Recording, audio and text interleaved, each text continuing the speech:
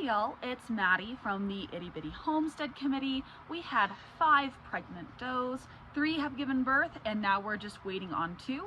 And I thought it would be a great time to talk about fostering and when you should take kits away from a mom versus if you should leave them. So let's hop into it.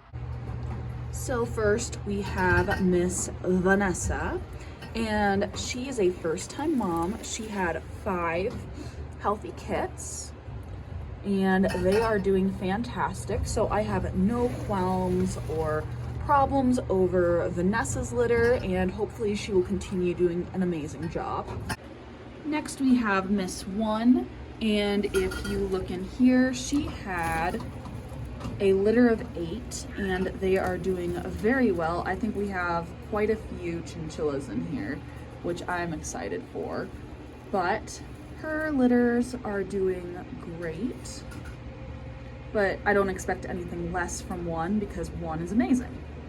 And finally we have Miss Tati, who, if we pull back the fur, as you can see, oh my goodness, there are Rex babies in here. Now why would there be Rex babies in with a Californian doe? That's because this Californian doe had a singleton kit. This one right here is a Californian, and the other 3 are Rex babies. So our doe Tati, our Californian, had a singleton kit, and that is it. In this kind of situation, I don't like leaving singletons in by themselves.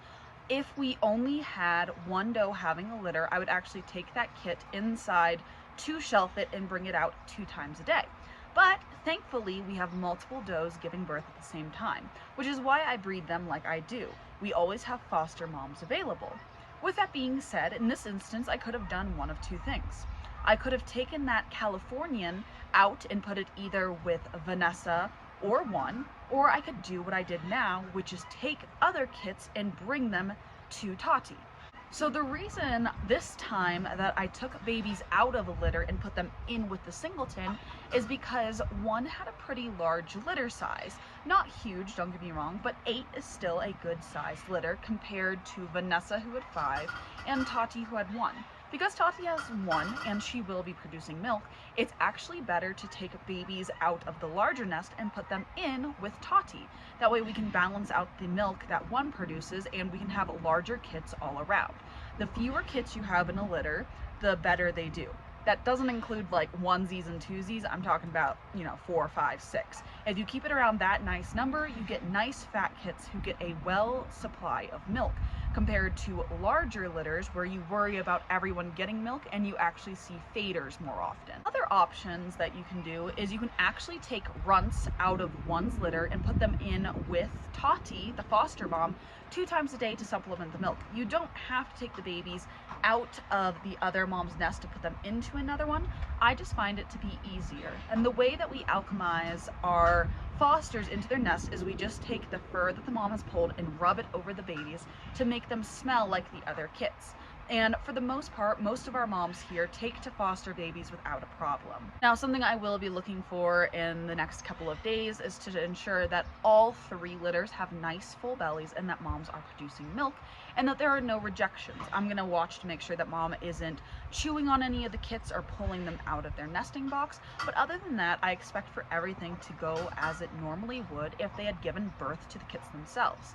And in this instance, when I have a Californian watching over Rex babies, it's very easy to tell the difference of who is the mom and who isn't the mom. It gets a little more challenging when you are fostering animals that are like Californians, where they all look the same.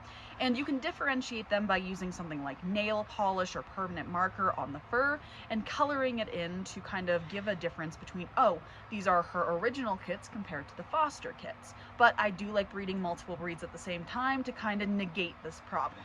Overall, I think it's important to understand that doing things and intervening in moments of fostering are used for the success of the kits. So it is best to balance out your litters and do what you can to ensure their survival.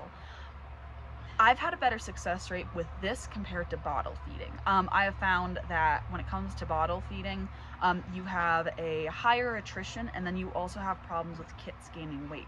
whereas if you actually have a mom watching over them, they are more likely to survive. So that's kind of what we're doing right now with our babies and why we're fostering. I want to thank y'all so much for getting this far into the video, and I will see y'all in the next one. Bye.